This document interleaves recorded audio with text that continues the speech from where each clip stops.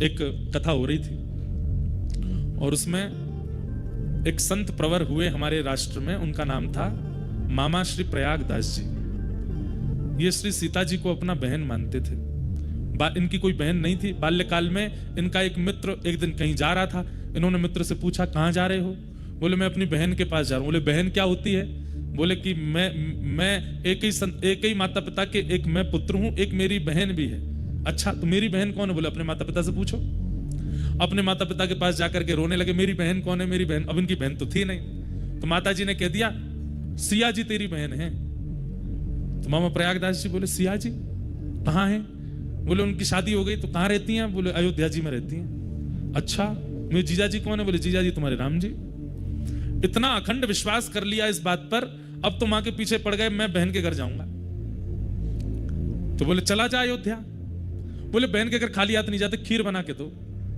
मैया से खीर बनवा के ले गए और अयोध्या में जाकर के सबसे ये नहीं पूछे सिया जी कहाँ हैं? बोले, मेरी बहन कहाँ है? अब सब लोग बोले, तुम्हारी बहन हमको क्या पता कहाँ है? कोई नाम पता है? बोले, नाम पता तो नहीं, बस बहन का नाम, जीजा जी का नाम पता। बोले, क्या नाम है? बोले, बहन है सीता जी, जीजा जी है राम जी।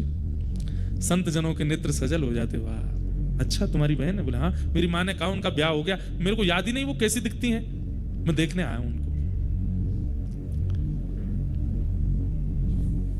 संतों ने कहा, यह अयोध्या है, यहां तुम्हारे जीजाजी और बहन जी विचरण करते रहते हैं, किसी वृक्ष के नीचे बैठ जाओ, आएंगे तुमसे मिलने। बस उनको ढूंढते रहना, उनकी आस में बैठे रहना, आएंगे इसी मार्ग से। मामा प्रयागदास जी बोले, कब तक प्रतीक्षा कर? मुझे कैसे पता चलेगा कि मेरी बहन है? मैंने तो कभी देखा नहीं। बोले, अरे तुम्हारी बहन छोटे मोटे घर में नहीं भी आई है। रघुकुल कमल दिवाकर, एक छत्र सम्राट महाराज दशरथ के पुत्र हैं श्री राघव जी, तुम्हारे जीजा जी।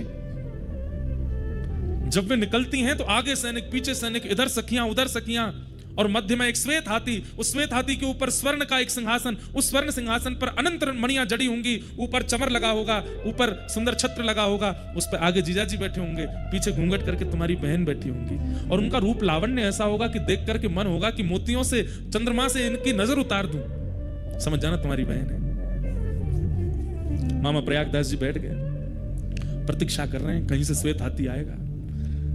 करते करते एक दिन व्यतीत हो गया, नहीं आई सिया जी। तो प्रयागदास जी रोने लगे, कैसी बहन हो आप?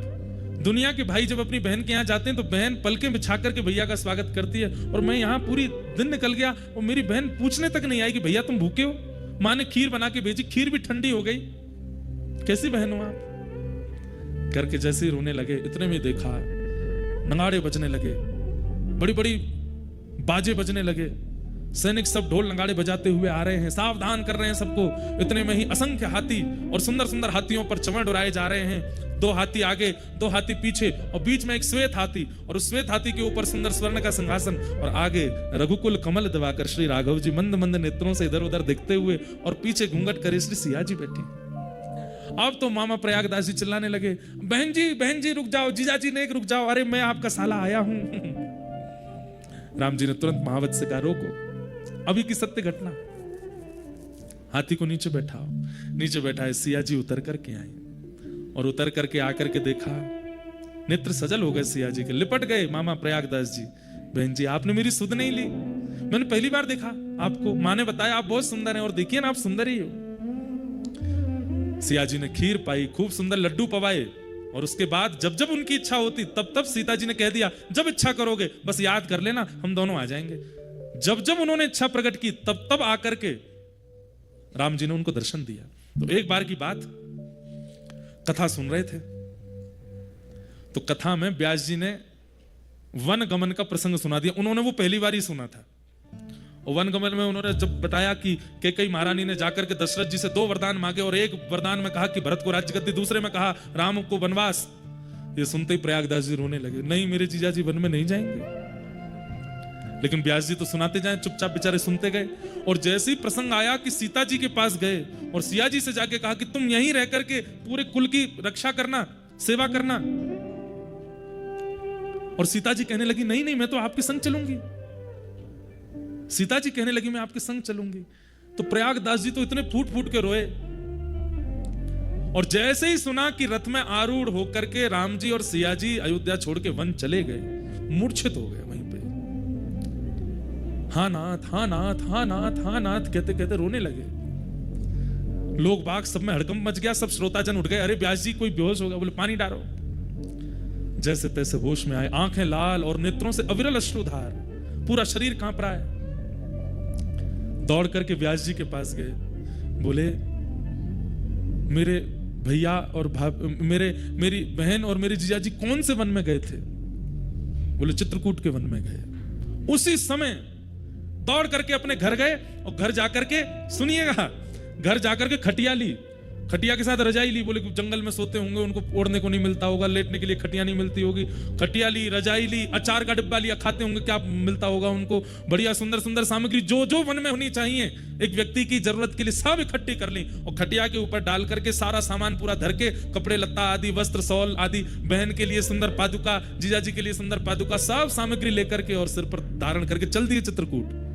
और रोते जा रहे रास्ते भर। चित्रकूट के वन में पहुंच गए और वन में जाकर के सब रख दिया। और उनको तो वरदान था कि जब स्मरण करोगे आ जाएंगे।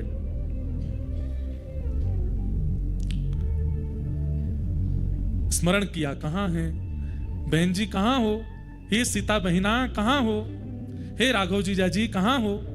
हे हमारे पहुना आप कहां हो? ऐसे चीख चीख के पुकारने लगे।